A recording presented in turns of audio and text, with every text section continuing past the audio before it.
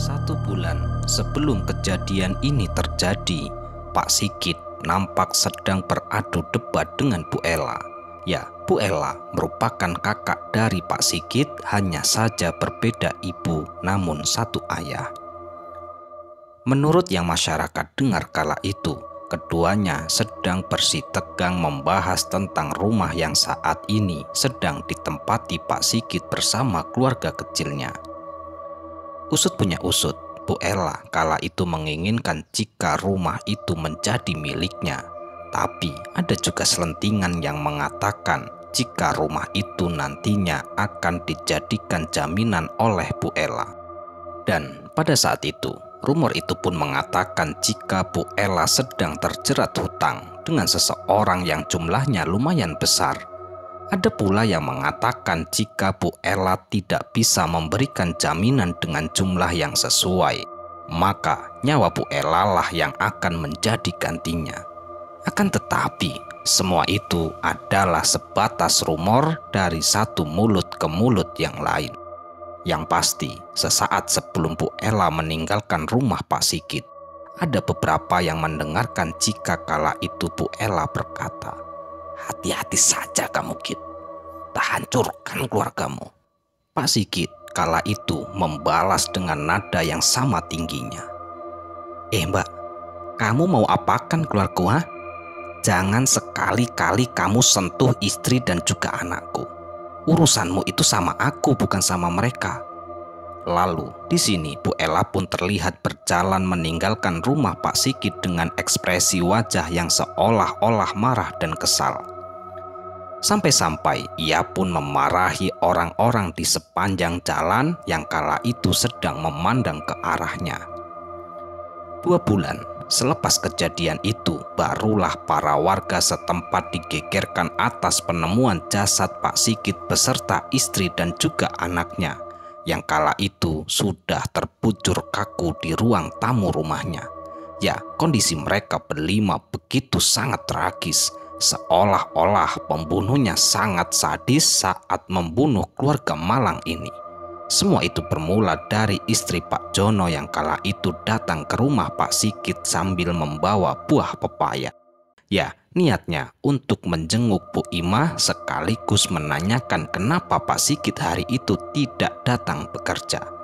Tanpa ada pemberitahuan apapun sebelumnya, Bu Imah kala itu merasa jika tidak seperti biasanya Pak Sigit seperti itu, ada perasaan tidak enak di hati Pak Jono, maka dari itulah beliau pun meminta tolong istrinya untuk memastikan ke rumah Pak Sigit. Sedangkan beliau pergi ke sawah untuk mengerjakan pekerjaan yang harusnya dilakukan oleh Pak Sigit pada hari itu. Sedangkan istri Pak Jono kala itu langsung bergegas menuju ke rumah Pak Sigit seorang diri. Dan sesampainya ia di gang desa itu, istri Pak Jono kala itu sempat berpapasan dengan ibunya Mbak Ida. Kemudian istrinya Pak Jono pun melanjutkan perjalanan ke rumah Pak Sigit setelah berbicara dengan ibunya Mbak Ida. Dan tak lama kemudian saat ibunya Mbak Ida akan masuk ke rumah karena sudah selesai menyapu latar, tiba-tiba saja istri Pak Jono berlari berhambur keluar dari rumah Pak Sigit dan berteriak-teriak meminta tolong. Ibunya Mbak Ida pun merasa penasaran dan ia langsung keluar kembali ke jalan untuk menemui istri Pak Jono. Tanpa basa-basi, Bu Imah pun meminta ibunya Mbak Ida untuk menghubungi polisi setempat. Sedangkan Bu Imah kala itu langsung pergi ke rumah Pak RT. Dan tanpa banyak tanya, ibunya Mbak Ida pun langsung masuk ke rumah untuk mengambil handphone lalu menghubungi kantor polisi terdekat. Selesai menelpon polisi, ibu Mbak Ida pun kembali keluar. Dan di saat itulah sesaat beliau melihat istri Pak Jono beserta dengan Pak RT dan beberapa warga lainnya tengah berjalan bersama-sama dengan ekspresi yang sangat tegang. Dan ketika ibunya Mbak Ida mencoba nimbrung, barulah beliau baru mendapati informasi jika Pak Sigit dan keluarganya sudah tewas terbunuh di rumahnya sendiri. Akibatnya, semua warga pun menjadi heboh. Satu persatu mulai memadati jalanan di sekitaran rumah Pak Sigit. beruntung kala itu segera dihalau Pak RT dan juga tim keamanan. Jika tidak, TKP sudah pasti akan berantakan. Tak berselang lama, 2 mobil polisi beserta 3 mobil ambulans pun datang ke lokasi TKP. Mereka pun langsung masuk ke dalam dan area sekitar rumah Pak Sigit pun langsung dipasangkan garis polisi untuk memberikan batasan demi mempermudah pihak kepolisian untuk melakukan penyelidikan selanjutnya. Tidak lama kemudian, jasad ke-5 orang keluarga Pak Sigit pun langsung dimasukkan ke dalam mobil ambulan. Dan setelah itu, satu persatu mulai meninggalkan halaman rumah Pak Sigit. Di sore harinya, polisi pun kembali ke TKP untuk menyelesaikan pekerjaan yang memang belum usai.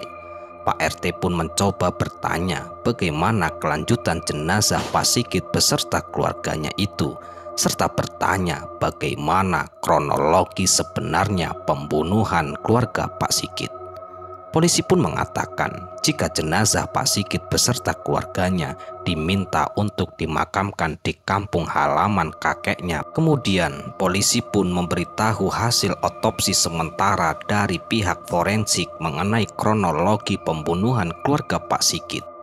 Ya, Pak Sigit sendiri memiliki luka di leher hingga menyebabkan luka yang menganga sangat lebar.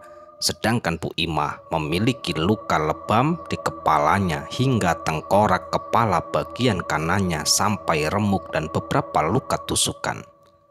Dan semua anaknya sama mendapatkan luka tusukan berkali-kali di bagian perut dan dada yang membuatnya kehabisan banyak darah. Kemudian polisi pun merilis waktu kematian di mana keluarga itu dibunuh kisaran antara jam 7 malam sampai jam 8 malam.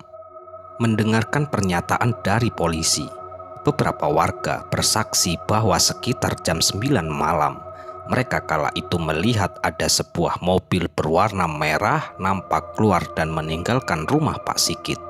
Mereka pun mengatakan bahwa ada 3 orang laki-laki dan 1 orang perempuan masuk ke dalam rumah Pak Sigit.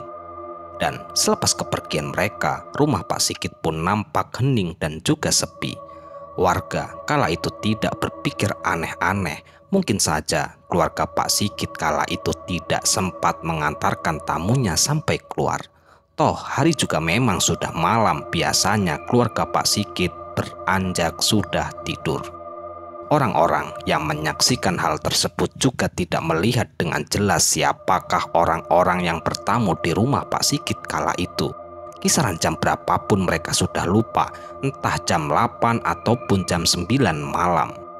Satu hari setelah jasad keluarga Pak Sigit diambil oleh keluarga, lalu dimakamkan di dekat makam orang tuanya. Dan pada saat itulah teror demi teror mulai bermunculan. Ya, semua warga desa tempat tinggal Mbak Ida bersaksi bahwa hampir setiap malam rumah mereka semua diketuk oleh seseorang di antara jam 7 malam sampai dengan jam 8 malam. Anehnya, yang diketuk-ketuk itu adalah pintu belakang rumah mereka. Kebetulan rumah-rumah di sana memiliki 2 akses pintu. Ada yang di depan yaitu pintu utama dan di belakang yang biasanya dekat dengan area dapur serta kamar mandi. Hebohlah tentang rumor ketukan pintu belakang tersebut. Banyak sekali yang mengatakan bersamaan dengan suara ketukan pintu itu, mereka semua mendengar ada suara rintihan dan tangisan anak perempuan. Bahkan ada yang pernah tidak tahu rumor tersebut dan membukakan pintu belakang rumahnya. Dan pada saat itulah orang ini bersaksi sambil bersumpah kalau dia melihat ada sesosok Funi, ya Funi, nama anak dari Pak Sigit, dengan memakai dress putih, lusuh, pendek, berdiri di dekat pintu belakang rumahnya. Penampilan Funi kala itu begitu lusuh dan banyak sekali darah juga lumpur pada bajunya. Rambutnya panjang menutupi area wajah dan posisinya menunduk ke bawah. Sosok Funi terus-menerus menangis. Tidak lama kemudian sosok Funi ini menatap ke arah orang itu. Barulah di situ orang ini melihat dengan jelas wajah Funi yang begitu sangat menyeramkan. Wajahnya pucat serta banyak sekali urat-urat berwarna hijau keunguan yang keluar dari kulit wajahnya. Mata dan giginya hitam semua. Serta ada sesuatu yang seperti air mata tapi berwarna hitam menetes terus keluar dari kedua matanya Funi. Funi pun sempat mengatakan sesuatu, hanya suaranya terlalu lirih dan membuat orang ini sulit untuk mendengarkan dengan jelas.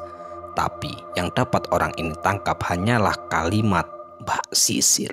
Dan setelah itu sosok itu pun menghilang begitu saja. Rumah Mbak Ida pun juga tidak luput dari ketukan pintu belakang. Apalagi saat itu Mbak Ida hanya seorang diri berada di dalam rumah.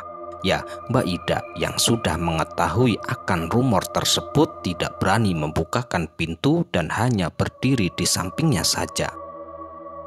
Tak lama kemudian ketukan pintu itu berhenti, tapi setelahnya ada suara seorang anak perempuan yang berkata, "Aku tahu kamu ada di dalam, Mbak."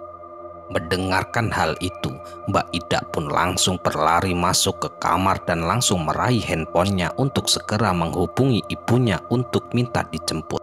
Intinya, Mbak Ida tidak mau berada sendirian di rumah. Ramailah rumor tersebut hingga beberapa warga yang lain pun juga mengatakan hal yang sama. Teror itu terus terjadi selama 1 bulan lamanya. Saking geramnya dengan hal tersebut, masyarakat sekitar pun akhirnya memutuskan untuk patungan guna mendatangkan seseorang yang mereka yakini bisa menjadi solusi mengenai apa yang sudah mereka alami. Akhirnya, berdasarkan kesepakatan mereka pun memanggil seseorang dukun. Ya, Pak Dukun ini terlihat sudah sepuh, tapi semua orang tahu jika dukun ini memiliki banyak sekali ilmu. Singkat cerita, Pak Dukun pun kala itu sudah tiba di depan pintu masuk desa tersebut. Baru juga berdiri di pintu masuk desa, Pak Dukun ini sudah berkata, "Apa yang terjadi di sini begitu sangat fatal. Karena kejadian ini membuat adanya dendam yang teramat besar dalam diri seseorang. Tak lama lagi akan ada darah yang menetes. Dan setelah darah itu menetes, sosok ini akan pergi selamanya." Dan Pak Dukun pun kembali menegaskan bahwa yang menyebabkan darah itu menetes bukanlah sosok ini, melainkan akan adanya pertikaian antara manusia sesama manusia, di mana salah satunya melakukan perbuatan tersebut untuk membalaskan dendam anak ini. Selanjutnya, dukun itu nampak diam sebelum akhirnya beliau seperti membaca sesuatu, entah apakah itu doa ataupun mantra. Dan setelah itu, Pak Dukun pun meminta sesuatu kepada Pak RT. Dan kala itu Pak RT dan juga warga memang sudah menyiapkan semuanya sejak awal. Pak Dukun pun nampak sibuk menggelar beberapa tikar anyaman bambu sambil dibantu warga. Setelahnya, dukun ini pun meletakkan bakaran berisi arang yang di atasnya ditancapkan beberapa dupa, serta ada juga 2 macam bunga yang ditaruh di tempat yang berbeda, semacam kembang 7 rupa yang ditaruh di dalam keranjang besek dan bunga telon ditaruh di atas cobek kecil yang nantinya disiramkan air mawar. Dan pada saat bunga itu disiramkan air mawar, terdengarlah banyak sekali suara, ya suara burung yang saling bersahutan di pintu masuk desa. Seluruh warga pun disuruh untuk tetap duduk di atas tikar. Apapun yang akan terjadi, jangan ada yang pulang ke rumah masing-masing. Setelah itu pun ada angin kencang yang secara tiba-tiba datang menerpa mereka semua. Lagi dan lagi di sini Pak Dukun pun meminta semuanya untuk tetap tenang. Tak lama kemudian, suara petir menyambar dengan suaranya menggelegar. Aneh sekali, langit tiba-tiba menjadi gelap tapi bukan mendung apalagi hujan. Petir itu terus terdengar sampai sekitar kilatan petir yang ketiga dengan nuansa warna petirnya berwarna putih keabu-abuan. Dan dari kejauhan, semua orang yang berada di situ melihat dengan jelas ada seseorang anak perempuan tengah berjalan keluar dari rumah mendiang keluarga Pak Sigit. Warga pun keheranan saat melihat itu. Sosok anak perempuan itu pun terus berjalan menghampiri ke arah kerumunan warga dengan begitu santai. Dan ketika jarak mereka sudah tidak terlalu jauh, semuanya pun terkaget-kaget karena sosok anak perempuan itu tak lain dan tak bukan adalah Funi. Warga pun memilih untuk mundur menjauh di belakang Pak Dukun dan hanya tersisa Pak RT dan juga Pak Dukun dan salah seorang bapak-bapak. Namun saat sosok Funi ini menyeringai, nyali Pak RT dan juga bapak-bapak ini pun menjadi ciut. Alhasil beliau pun berdua memutuskan untuk mundur jauh dari Pak Dukun. Dan kini hanya tersisa Pak Dukun seorang yang berdiri di garis paling depan sambil terus memegang cobek kecil di tangannya. Saat posisi Pak Dukun dan hanya berjarak beberapa sentimeter saja, Pak Dukun pun langsung bertanya, "Apa yang sebenarnya sudah terjadi? Mau apa? Mau apa kamu sama warga yang ada di sini, ya? Jangan kamu takuti mereka, karena mereka tidak ada sangkut pautnya sama apa yang telah terjadi kepadamu dan keluargamu. Mereka semua nggak salah apa-apa." Sosok Funi langsung mengangkat wajahnya ke atas menatap ke arah Pak Dukun. "Ya," jawab sosok Funi di depan semua orang yang menyaksikan kejadian tersebut. Tiba-tiba cobek yang sedang dipegang Pak Dukun pun terjatuh dan pecah. Bunganya berserakan kemana-mana. Petir kembali menyambar dengan begitu hebat, membuat semua orang pun terkaget dan takut sehingga mereka pun saling berlarian ke segala arah. Mereka pun semuanya juga mendengar kala itu Pak Dukun berkata sesuatu. "Tenanglah, masih ada Mbak Yomo." Ya, kala itu warga cuma tidak fokus dengan ucapan tersebut dan memilih fokus untuk berlari menyelamatkan diri masing-masing. Tak lama dari kejadian petir ataupun kilat saling menyambar satu sama lain dan hujan pun yang begitu deras turun seketika. Mereka pun baru tersadar jika semuanya sudah tidak melihat lagi sosok Pak Dukun entah kemana. Entah kemana kala itu perginya beliau. Hujan hari itu pun cukup lama dan bahkan hampir 1 jam.